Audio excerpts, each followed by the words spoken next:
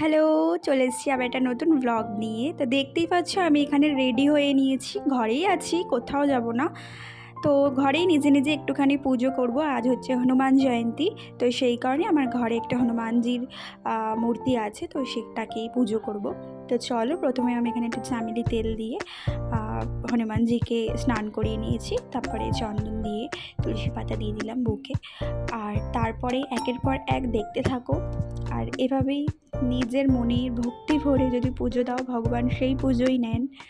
এমন কোনো নিয়ম নিষ্ঠা সে তো অবশ্যই আছে, কিন্তু তুমি যদি মন থেকে ভক্তি ভরে ভগবানকে ডাকো, ভক্তি ভরে যদি পুজো করো, ভগবান সেই পুজোই নেন। চলো, তো এখানে প্রসাদ যা যা দেবো সেগুলোই দিয়ে দিচ্ছি। আর আগেও বলি আর এখনও বলছি যে আমি কিন্তু পুরোটাই নিজের থেকে, নিজের মন থেকে যতটুকু জানি সেই হিসেবে পুজো করেছি। এবার ঘরের মধ্যে একটু ধুনো দিয়ে দেবো। আমি এমনিতেও মঙ্গলবার আর শনিবার আর বৃহস্পতিবারটাও চেষ্টা করি ঘরে ধুনো দেওয়ার, আর অবশ্যই কর্পূরের সাথে।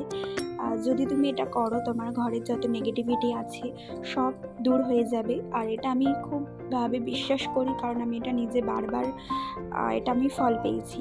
তো তোমরাও এই কাজটা করতে পারো। তোমাদের যদি কখনো মনে হয় তুমি ঘরে নেগেটিভিটি কিছু ফিল করছো, তোমার সাথে বারবার কিছু খারাপ হচ্ছে, তুমি অবশ্যই ধুনো আর তার সাথে কর্পূরটা অবশ্যই দিও।